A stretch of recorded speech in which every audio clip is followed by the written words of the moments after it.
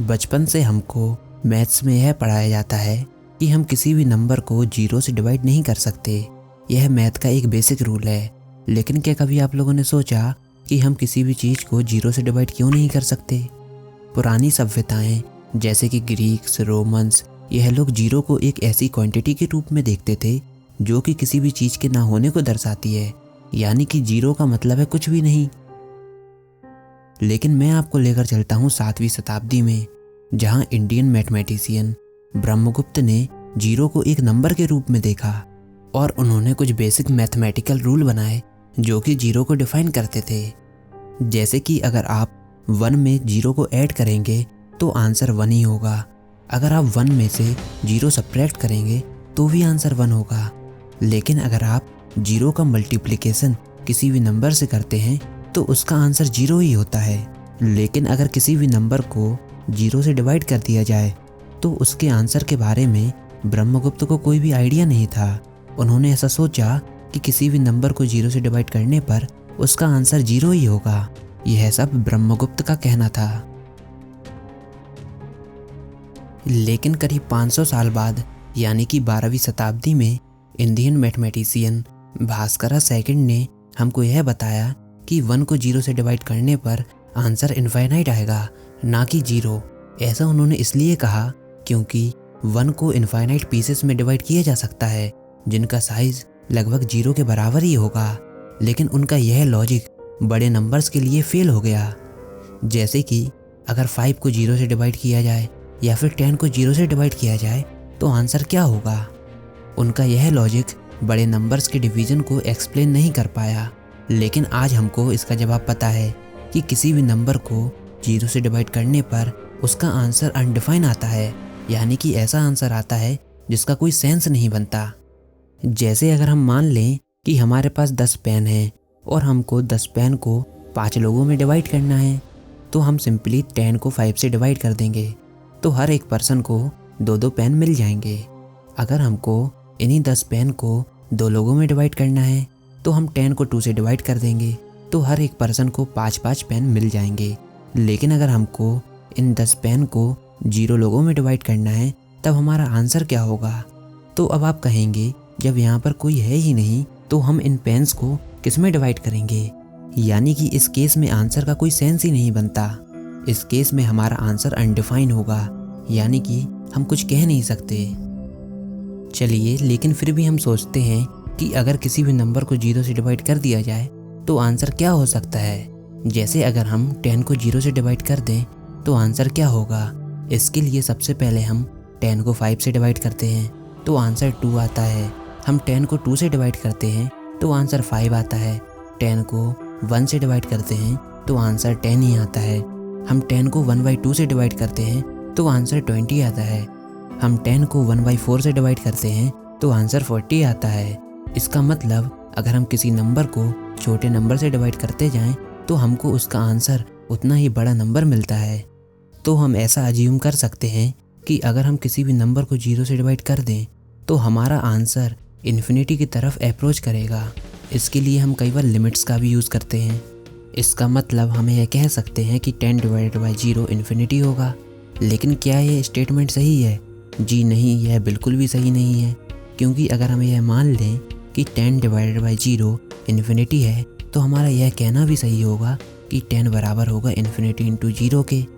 और हमको पता है कि किसी भी नंबर का मल्टीप्लिकेशन अगर 0 से हो जाए तो उसका आंसर हमको हमेशा 0 ही मिलेगा।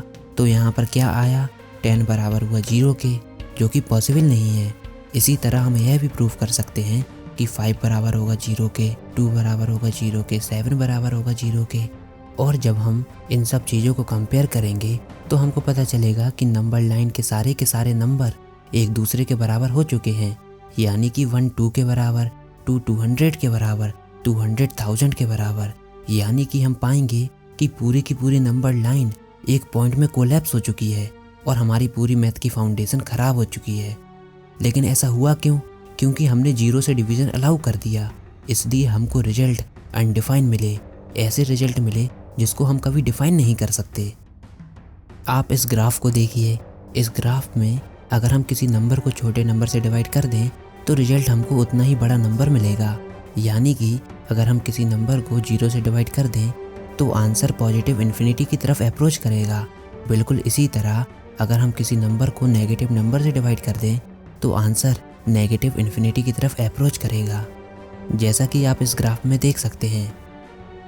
अगर हम इसको मल्टीप्लिकेटिव इन्वर्स के नज़रिए से देखें तो हर एक नंबर का एक मल्टीप्लिकेटिव इन्वर्स होता है, जिसको आपस में मल्टीप्लाई करने पर हमको रिजल्ट हमेशा 1 ही मिलता है।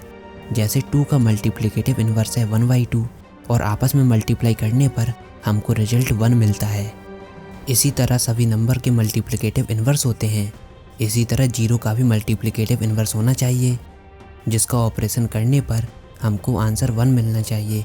लेकिन अगर हम 0 के मल्टीप्लिकेटिव इन्वर्स को देखें तो वह होगा 1/0 और 0 से मल्टीप्लाई करने पर हमको आंसर मिलेगा 0/0, जिसको हम डिटरमाइन नहीं कर सकते। यह अनडिफाइंड है।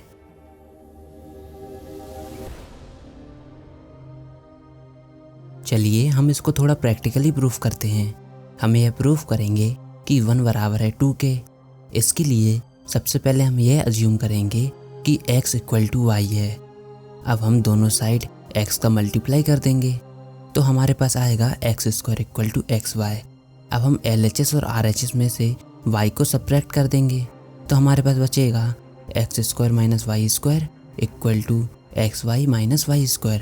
अब हम LHS में x² - y² का फॉर्मूला लगाएंगे जो कि होता है x + y × x - y, और RHS में से हम y को कॉमन ले लेंगे तो हमारे पास इक्वेशन आएगी x + y x - y = y × x - y। अब हम RHS में से x - y को डिनोमिनेटर में ले जाएंगे तो हमारे पास इक्वेशन आएगी y = x + y × x - y / x - y। अब हम x - y से x - y को कैंसिल कर देंगे तो हमारे पास आएगा y = x + y, और इस इक्वेशन को सॉल्व करने पर हमारे पास आएगा x = 2y। और पहले हमने अज्यूम किया था कि x बराबर है y के, तो x = 2x हो जाएगा और x से x को हम कैंसिल कर देंगे तो हमारे पास आएगा 1 = 2। यहाँ पर हमने यह प्रूफ कर दिया कि 1 बराबर है 2 के। अब आप लोग कहेंगे यह कैसे पॉसिबल है, हमारी कैलकुलेशन में कहाँ गलती हुई है? तो गलती हुई है ये वाले स्टेप में, x - y के स्टेप में, क्योंकि हमने अज्यूम किया था कि x बराबर है y के, और अगर हम y की जगह x पुट कर दें तो हमारे पास आएगा 0। यानी कि हमने जाने अनजाने में 0 से डिवीज़न अलाउ कर दिया है, जिसकी वजह से हमारी पूरी कैलकुलेशन में एरर आ गया है और 1 2 के बराबर प्रूफ हो गया है। तो देखिए, केवल एक बार 0 से डिवीज़न अलाउ करने पर हमने यह प्रूफ कर दिया कि 1 बराबर है 2 के। हमको कितना अजीब रिजल्ट देखने को मिला। इसलिए हम कभी भी 0 से डिवीज़न अलाउ नहीं करते। यानी कि अगर हम मैथ्स में केवल एक बार 0 से डिवीज़न अलाउ कर दें तो पूरे के पूरे मैथ्स के रूल बेकार हो जाते हैं। हमारी पूरी नंबर लाइन में जितने भी नंबर हैं वह सब एक पॉइंट में कोलैप्स कर जाते हैं, वह सब एक पॉइंट बन जाते हैं। हम कुछ भी कर सकते हैं, हम किसी भी चीज़ को प्रूफ कर सकते हैं। मैथ्स का पूरा लॉजिक ही ख़त्म हो जाता है, नंबर लाइन का कोई एग्जिस्टेंस नहीं रहता, और जो हमको रिजल्ट मिलते हैं वह बिल्कुल बेकार रिजल्ट होते हैं जो कि हमारे किसी भी काम के नहीं होते। इसलिए हम कभी भी 0 से डिवीज़न अलाउ नहीं करते।